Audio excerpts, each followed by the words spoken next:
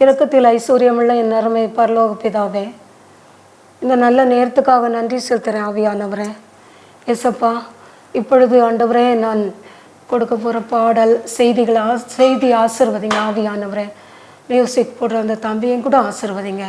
ஆண்டவரே, தொடக்கம் முதல் முடிவு வரை உடைய பிரசன்னம் இருக்கட்டும். வழிநடத்துங்க, பொறுப்படுத்துக்கங்க. இயேசுவின் நாமத்தில் வேண்டுகிறேன் பிதாவே, ஆமேன். ஆண்டவராகிய இயேசு கிறிஸ்துவின் நாமத்தினால என்னுடைய வணக்கத்தை நான் தெரிவிச்சுக்கிறேன். செய்தி கொடுக்க முன்னாடி ஒரு பாடல்.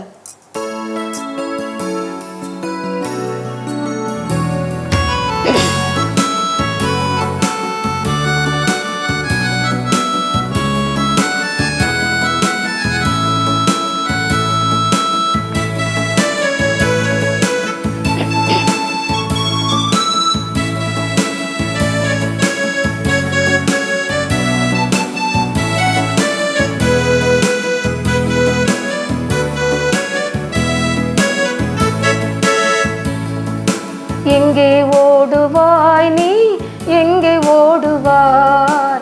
சிங்கம் போல் விரைந்து மரண தூதன் வருகிறான். சிங்கம் போல் விரைந்து மரண தூதன் வருகிறான். எங்கே ஓடுவாய் நீ, எங்கே ஓடுவாய்? சிங்கம் போல் விரைந்து மரண தூதன் வருகிறான். சிங்கம் போல் விரைந்து மரண தூதன் வருகிறான்.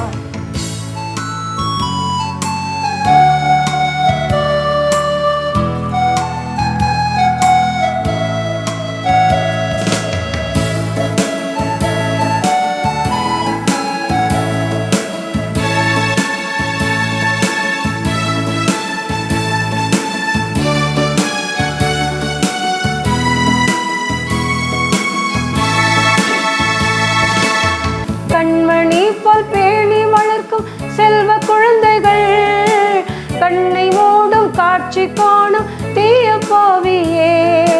கண்மணி போல் பேணி வளர்க்கும் செல்வ குழந்தைகள், கண்ணை மூடும் காட்சி காணும் தீய பாவியே. எங்கே ஓடுவாய் நீ, எங்கே ஓடுவாய்? சிங்கம் போல் விரைந்து மரண தூதன் வருகிறார். சிங்கம் போல் விரைந்து மரண தூதன் வருகிறார்.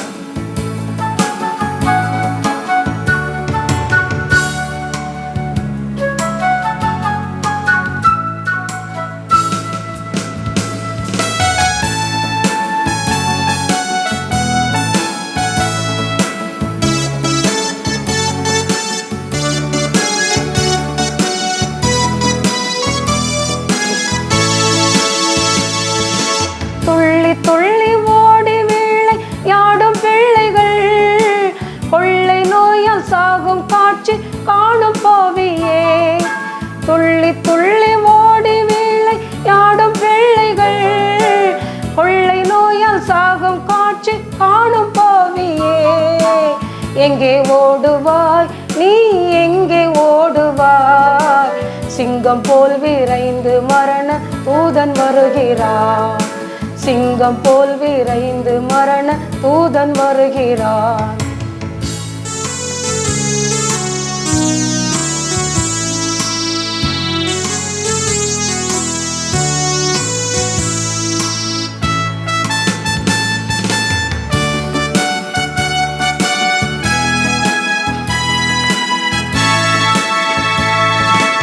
யுத்த வீரனை போல் தீடனாய் நிற்கும் வாலிபர், நித்திரை போல் சாகும் காட்சி காணும் பாவியே. யுத்த வீரனை போல் தீடனாய் நிற்கும் வாலிபர், நித்திரை போல் சாகும் காட்சி காணும் பாவியே. எங்கே ஓடுவாய் நீ, எங்கே ஓடுவாய்? சிங்கம் போல் விரைந்து மரண தூதன் வருகிறான். சிங்கம் போல் விரைந்து மரண தூதன் வருகிறான்.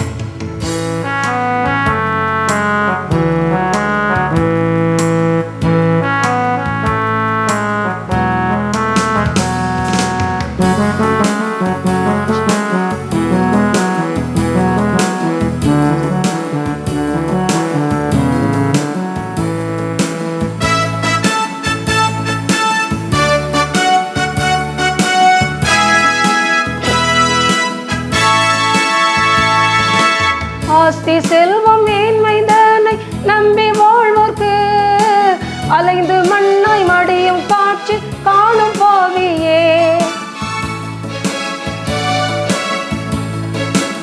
ஆஸ்தி செல்வம் மேன்மைதனை நம்பி வாழ்வோர்க்கு அலைந்து மண்ணாய் மடியும் காட்சி காணும் பாவியே. எங்கே ஓடுவார் நீ எங்கே ஓடுவார்? சிங்கம் போல் விரைந்து மரண தூதன் வருகிறார்.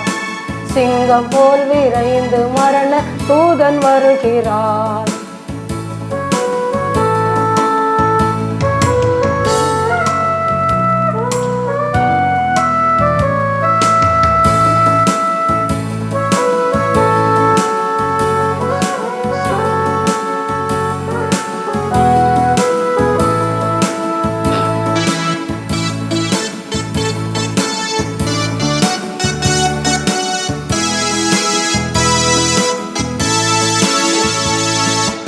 இன்று நீ மரித்தால் எங்கே போவாய் என்பதை இப்பொழுதே சிந்தை செய் கல்லான பாவியே. இன்று நீ மரித்தால் எங்கே போவாய் என்பதை இப்பொழுதே சிந்தை செய் கல்லான பாவியே. எங்கே ஓடுவாய் நீ எங்கே ஓடுவாய்? சிங்கம் போல் விரைந்து மரண தூதன் வருகிறார். சிங்கம் போல் விரைந்து மரண தூதன் வருகிறார்.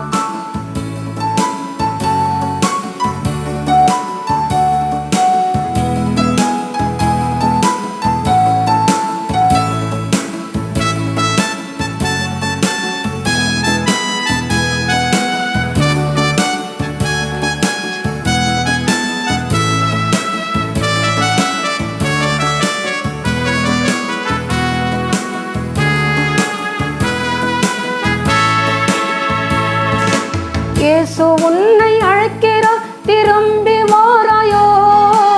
இல்லையேல் இரண்டாம் மரணம் உண்டு நிச்சயம். இயேசு உன்னை அழைக்கிறார், திரும்பி வாராயோ? இல்லையேல் இரண்டாம் மரணம் உண்டு நிச்சயம். எங்கே ஓடுவாய் நீ எங்கே ஓடுவாய்? சிங்கம் போல் விரைந்து மரண தூதன் வருகிறார். சிங்கம் போல் விரைந்து மரண தூதன் வருகிறார். எங்கே ஓடுவாய் நீ எங்கே ஓடுவாய்? சிங்கம் போல் விரைந்து மரண தூதன் வருகிறார். ஆண்டவராகிய இயேசு கிறிஸ்துவுக்கு மகிமை உண்டாகட்டும். இப்பொழுது நான் உங்களுக்கு கொடுக்க போகிற தலைப்பு அக்கினி கடல். இதான் இன்னைக்கு தலைப்பு. என்ன அக்கினி கடல் அப்படின்னா, உங்களுக்கு முதல்ல கடல் அப்படின்னா நமக்கு தண்ணி இருக்குது, ஏன்னா அதை சொல்கிறோம். இதில் அக்கினி கடல் அப்படிங்கும்போது அக்கினி சிலர் சொல்கிறாங்க அந்த எரிமலை குழம்புன்னு சில ஒரு ஊழியக்காரங்க அன்றைக்கி சொன்னாங்க. என்ன அவங்க அப்படி சொல்கிறாங்க. ஆனால் இது அக்கினி கடல் அப்படிங்கும்போது அது பக்கத்தில் யாரும் என்ன செய்ய முடியாது, நெருங்க முடியாது. இப்போ அக்கினின்னாவே பாருங்கள், ஒரு சின்ன ஒரு பீஸு லேசாக சுட்டுட்டு வைங்களேன், எவ்வளோ ஒரு வேதனையாக இருக்குது நமக்கு. இப்போ சோறு பொங்குறோம், சமைக்கிறோம், அதில் குக்கரில் கை வச்சிடுறோம் தெரியாமல், அதே லைட்டாக தான் படுது. ஆனாலும் பாருங்கள், அது இவ்வளோ நாள் கழித்து கூட கொப்பளமாக ஒரு விரிஞ்சி புண்ணாகி என்ன. அப்போது அந்த அக்கினின்னா அது எப்படி இருக்கும்? நித்திய அக்கினின்னு சொல்கிறாங்க, அக்கினி கடல்னு சொல்கிறாங்க, அக்கினி கந்தகம்னு சொல்கிறாங்க. அது எப்படி இருக்கும்? அப்போது என்ன ரொம்ப பயங்கரம், அப்படிதானே? நம்ம ஆண்டவருடைய பிள்ளைங்களாம் இதுக்கெல்லாம் பயப்பட வேண்டிய அவசியமே கிடையாது. என்ன நீங்கள் நம்ம ஆண்டவருக்கு உண்மையாக இருந்தோம்னா பயப்பட வேண்டாம். இது பாவத்தில் விழுந்து என்ன நம்ம பரிதாபமான நிலையில் இருந்தோன்னா என்ன மனம் போல வாழ்ந்து என்ன நம்ம இஷ்டப்படி வாழ்ந்து, ஆண்டவர் எனக்கு வேண்டாம், இயேசு வேண்டாம், எனக்கு இந்த உலகம் வேணும், உலகம் போதும், பொருள் போதும், எனக்கு இந்த விக்கிரகம் போதும் அப்படின்னு நம்ம நினச்சி இருந்தீங்கன்னா அப்படிப்பட்டவங்க தான் பயப்படணும். அக்கினி கடலா, ஆஹா எம்மாடி அப்படின்னு பயப்படும். மற்றவங்க பயப்படணும்னு அவசியம் இல்லை. ஏன்னா நம்ம ஆண்டவருடைய பிள்ளைங்க தானே. மத்தேயு 25:41 அப்பொழுது இடது பக்கத்தில் என்ன நிற்கிறவர்களை பார்த்து அவர், சபிக்கப்பட்டவர்களே, நீங்க என்னை விட்டு பிசாசுக்காகவும் அவன் தூதர்களுக்காகவும் ஆயத்தம் பண்ணப்பட்டிருக்கிற நித்திய அக்கினியிலே போங்கள் அப்படின்னு இயேசு சொல்லுவாங்க. என்னது, அதாவது 2 பக்கம், இடது பக்கம் வலது பக்கம், என்ன செம்மறியாடு வலது பக்கம், வெள்ளாடு வலது இடது பக்கம். இப்போ வலது பக்கம் நிற்கிறவங்க பாவம் செய்கிறாங்கல்ல, வலது பக்கம் நிற்கவங்க பரிசுத்தமான உள்ளவங்க. அவங்ககிட்ட கர்த்தர் சொல்கிறாங்க, நீ நான் பசியாக இருந்தேன், நீ எனக்கு உணவு தரல, எனக்கு நான் உடை இல்லாமல் இருந்தேன், எனக்கு நீ உடை கொடுக்கல, நீ நான் வியாதியாக இருந்தேன், என்னை பார்க்க வரல.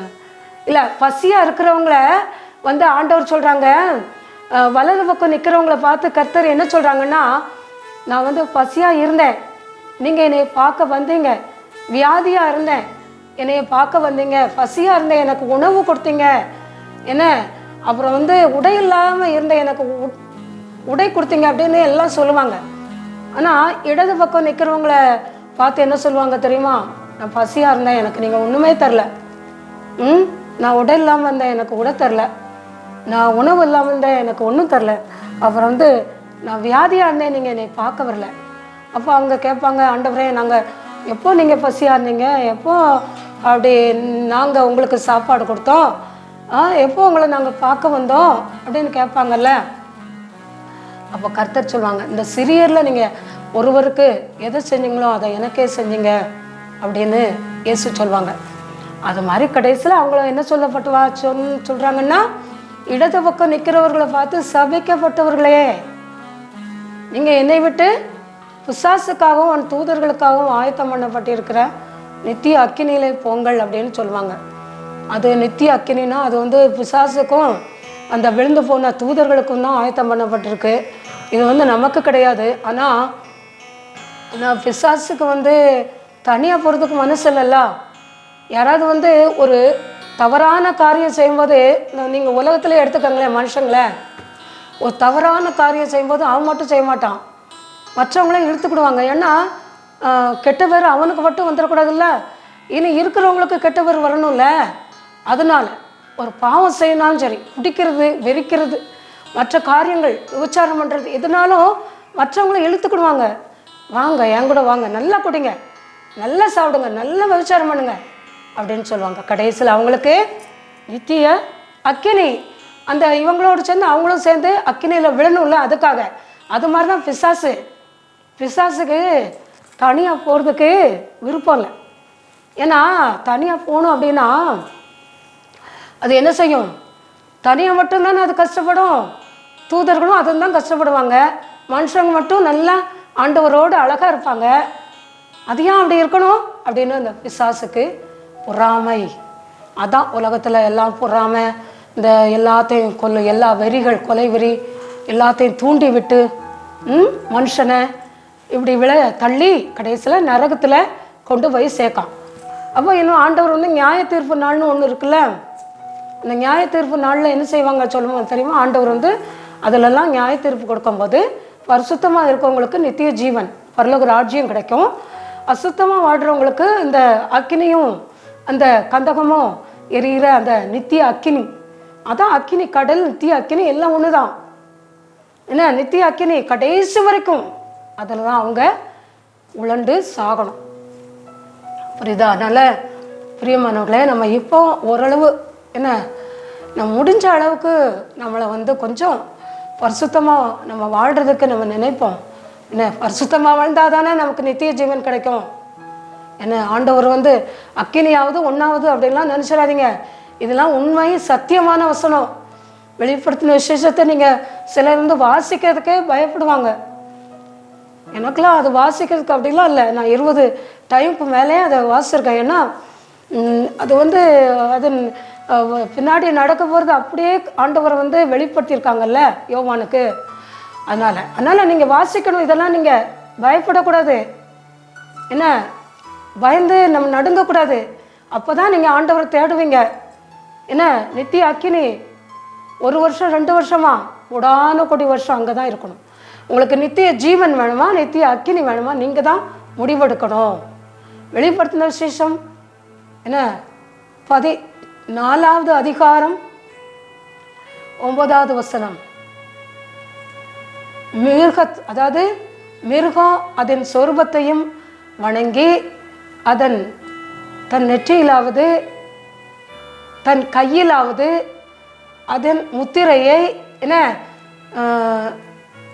தரித்து கொள்கிறவன் எவனோ, நல்ல கவனிங்க, அவன் வந்து அக்கினினாலும் கந்தகத்தினாலும் வாதிக்கப்படுவான்.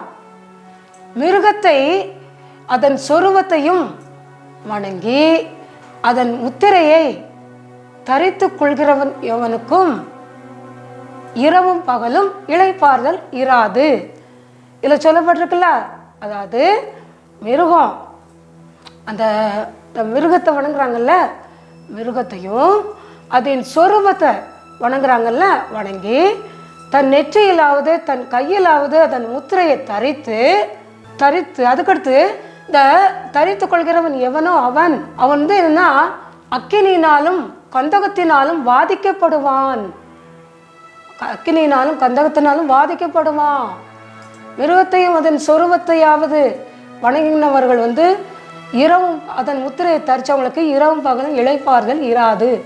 அதாவது மிருகம்னு ஒன்று வரும், அதாவது இந்த கடைசி காலத்தில் அது வந்து சமுத்திரத்துலேருந்து எழும்பும் அப்படின்னு போட்டிருக்காங்க.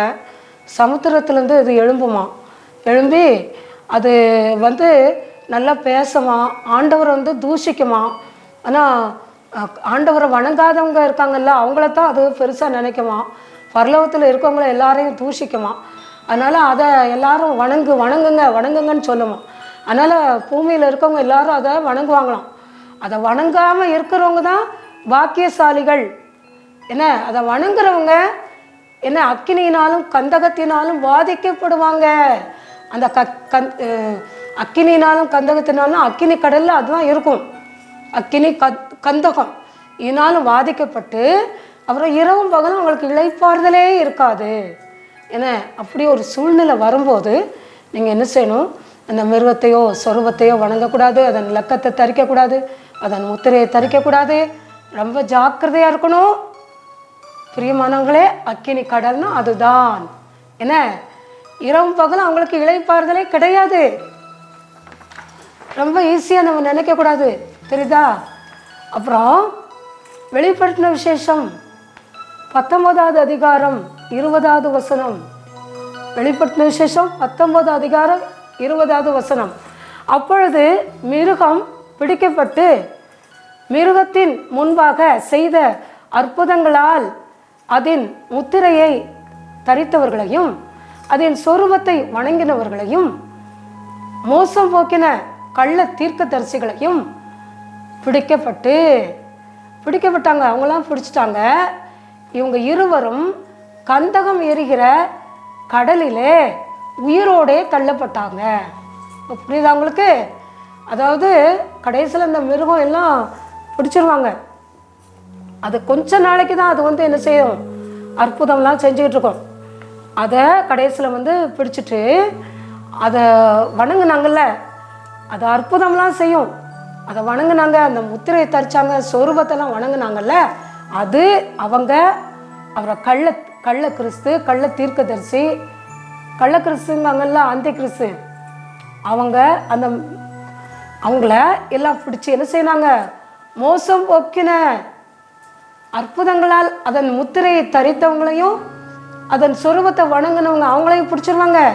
அந்த கள்ள கிறிஸ்துவை பிடிச்சிருவாங்க. கள்ள தீர்க்கதரிசியெல்லாம் பிடிச்சி எங்கே போடுவாங்க, கந்தகம் எரிகிற அக்கினி கடலிலே அவங்க வந்து உயிரோடே தள்ளப்பட்டார்கள். உயிரோடு தள்ளிடுவாங்க. என்ன உங்களுக்கு நமக்கு எல்லாம் செய்கிறதுக்கு நல்லா தான் இருக்கும், அதாவது பாவம் செய்கிறதுக்கு நல்லா தான் இருக்கும்.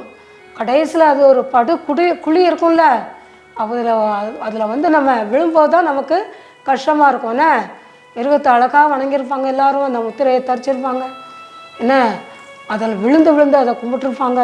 அது அவங்களுக்கு அப்போ நல்லா தான் இருந்திருக்கும். ஆனால் கூட கடைசியில் அவங்களுக்கு என்னது, கந்தகம் எரிகிற அக்கினி கடலிலே உயிரோடே தள்ளப்பட்டார்கள். உயிரோடு தள்ளிடுவாங்க. அவங்க இரவும் பகலும் அவங்களுக்கு இளைப்பாறுதல் இருக்காது.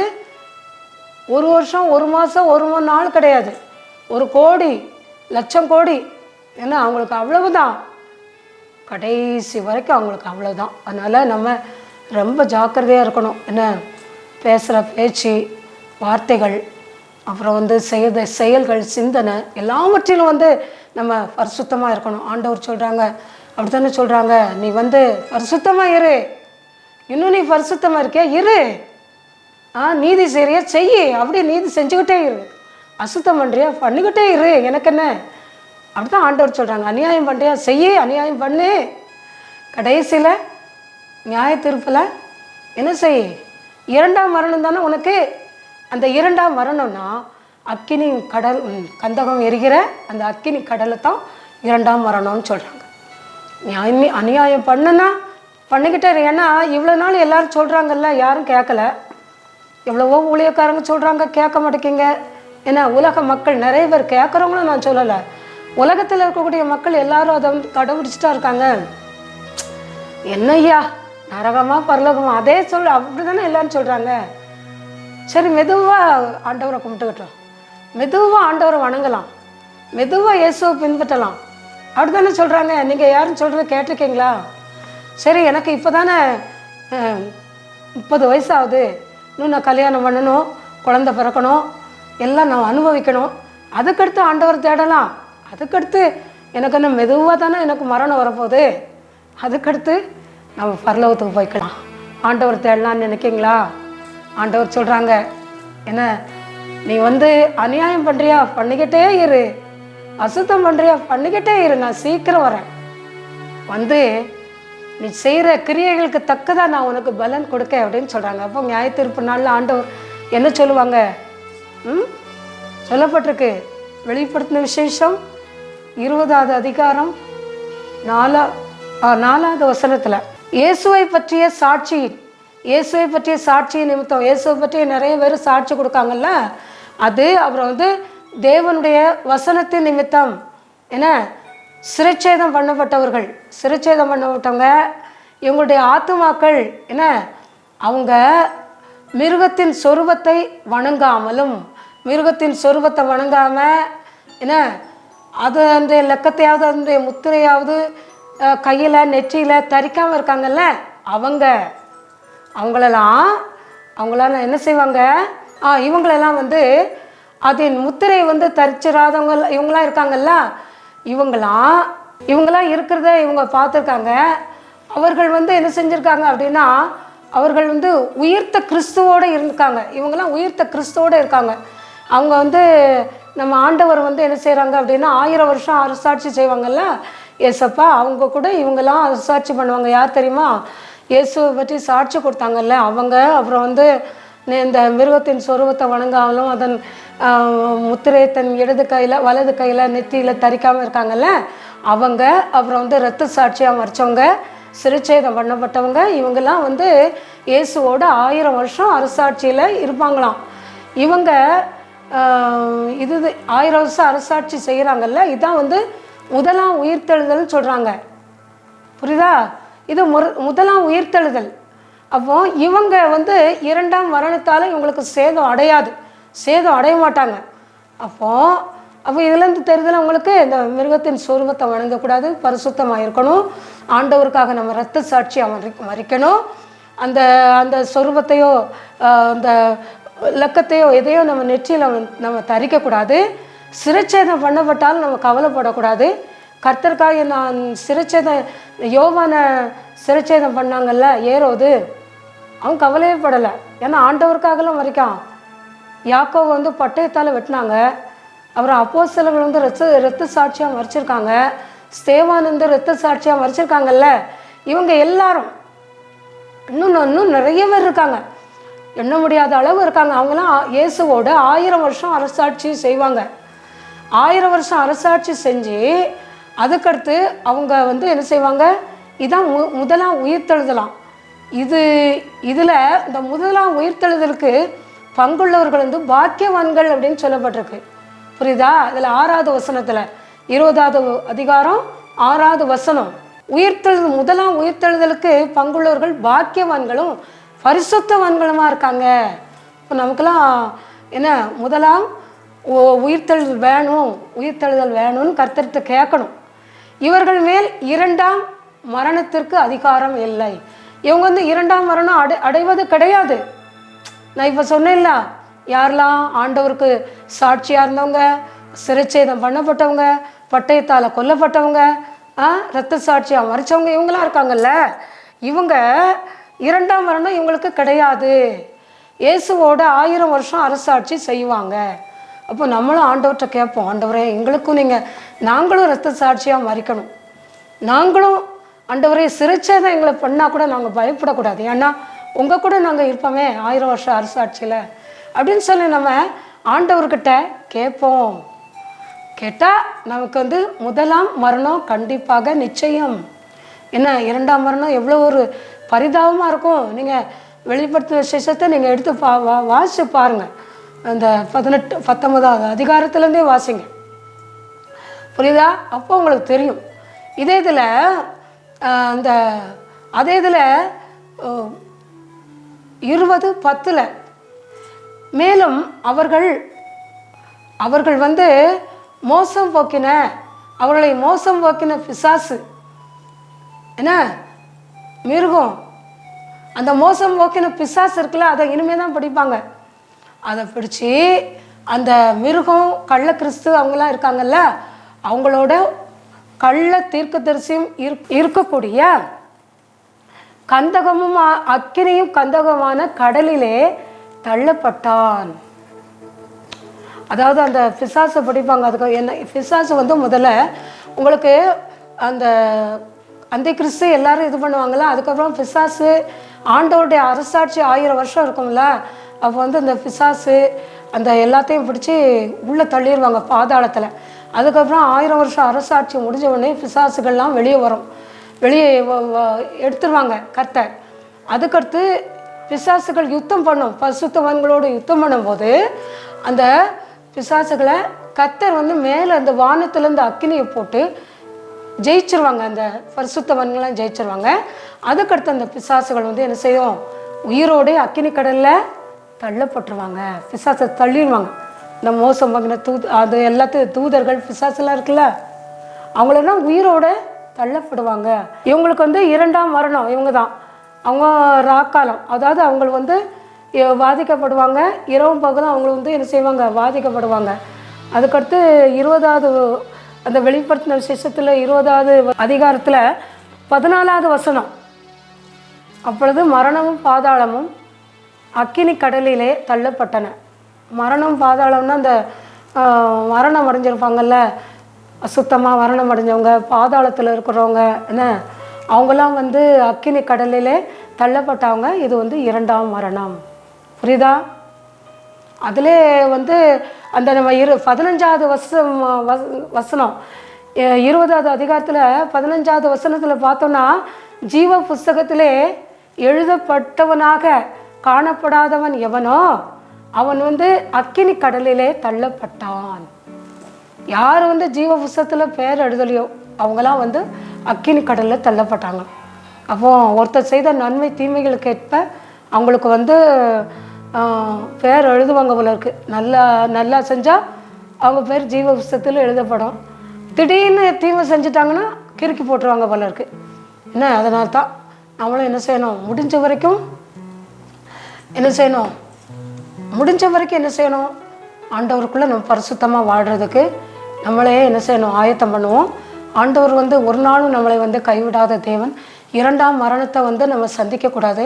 அது நம்ம தினம் ஆண்டவர்கிட்ட வேண்டணும், அழணும். ஆண்டவரே எனக்கு உங்கள் நித்திய ஜீவன் வந்து வேணும் அப்படின்னு சொல்லி அழுது நம்ம கர்த்தர்கிட்ட கேட்போம். தேவன் தாமே இந்த வசனத்தை ஆசீர்வதிப்பாராக. ஜெபம். இரக்கம் நிறைந்த அன்பின் பரலோக பிதாவே, இந்த நல்ல நேரத்துக்காக நன்றி செலுத்துகிறேன் ஆவியானவரே. நீங்கள் கொடுத்த நல்ல வசனத்துக்காக நன்றி. அக்கினி கடல் அப்படின்னு சொல்லி ஒரு வசனத்தை கொடுத்தீங்க. ஆனால் அது ஆண்டவரே கடைசி காலத்தில் உங்கள் நியாய தீர்ப்புக்கு பிறகு நாங்கள் எங்கே போவோம்னு சொல்லி எங்களுக்கு தெரியலை. ஆண்டவரே, நாங்கள் உங்கள் வருகைக்கு எங்களை ஆயத்தப்படுத்துங்க. உங்கள் நித்திய ஜீவனுக்கு எங்களை ஆயத்தப்படுத்துங்க. எங்களுக்கு நித்திய ஜீவன் வேணும். எங்களுக்கு நீங்கள் வேணும் இயேசுவே. எங்களுக்கு உங்கள் பரலோக ராஜ்யம் வேணும் ஆவியானவரே. சப்பா, இந்த பயங்கரமான அக்கினியும் கந்தகம் எரிகிற அந்த கடல் எங்களுக்கு வேண்டாம் எசப்பா. இரவும் பகலும் இளைப்பாறுதல் இருக்காதுன்னு சொல்கிறாங்க. பயங்கரமாக இருக்கும் ஆவியானவரே. அது எங்களுக்கு வேண்டாம். நீங்கள் தான் வேணும். உங்கள் நித்திய ஜீவன் வேணும். ஜெட்டிகே தொலைக்காட்சியை பார்த்து கொண்டு இருக்கிற ஒவ்வொரு மக்களையும் ஆசீர்வதிங்க எசப்பா. எல்லாரையும் ஆசீர்வதிங்க தகப்பனே. உலக மருத்துவமனையில் நோயால் பாதிக்கப்பட்டிருக்கக்கூடிய ஒவ்வொரு மக்களையும் கண்ணோக்கி பாருங்கள். கைவலி, கழுத்து வலி, முட்டு வலி, மூட்டு வலி, ப்ரெஷர், சுகர், நரம்பு வலி, கைவலி ஆவியானவரே, cancer, blood cancer, breast cancer, brain cancer, liver cancer, lungs cancer, கர்ப்பப்பையில் இருக்கக்கூடிய கேன்சர், கணையத்தில் இருக்கக்கூடிய கேன்சர், எல்லாவற்றிலிருந்து விடுதலையை கொடுங்க. பக்கவாதம் உட்பட பல நோய்களால் பாதிக்கப்பட்டு ஆண்டவரே படுக்கையில் இருக்கக்கூடிய மக்கள் படுக்கையை மாற்றி போடுங்க ஆவியானவரே. நீங்கள் தான் மாற்றி போடணும் எசப்பா. படுக்கையை மாற்றி போடுங்க ஆண்டவரே. தகப்பனே எசப்பா, படித்து வேலை இல்லாத மக்களுக்கு வேலையை கொடுங்க. திருமணம் நடக்காதவங்களுக்கு திருமண காரியங்களை நடத்தி கொடுங்க. குழந்தை இல்லாதவங்களுக்கு குழந்தையை கொடுங்க ஆவியானவரே. எசப்பா, நீங்கள் தான் குழந்தையை கொடுக்கணும் ஆண்டவரே. கடன் பாரத்தால் தவிக்கக்கூடிய மக்களுக்கு அதுலேருந்து விடுதலையை கொடுங்க. உலகத்தில் 800 கோடி மக்களும் எங்கள் அப்பாவுக்கு தான் சொந்தம். தேர்கள், சிலைகள், விக்கிரங்கள் எதுவும் வேண்டாம் ஐயா. ஆண்டவரே, நாங்கள் எல்லாரும் உங்கள் ரகசிய வருகையில் நாங்கள் எடுத்துக்கொள்ளப்படுறோம். மீதியான நேரம் முழுதையும் பொறுப்படுத்துக்கங்க, வழி நடத்துங்க. இயேசுவின் நாமத்தில் வேண்டுகிறேன் பிதாவே, ஆமென். ஆண்டவரே, உங்களுக்கே நன்மை உண்டாகட்டும் ஐயா. ஸ்தோத்திரம். கேட்டவங்களுக்கு பிரயோஜனமாக இருக்கட்டும். ஆமென். என்னுடைய ஃபோன் நம்பர் 9487549354. இந்த நம்பருக்கு ஃபோன் பண்ணுங்கள்.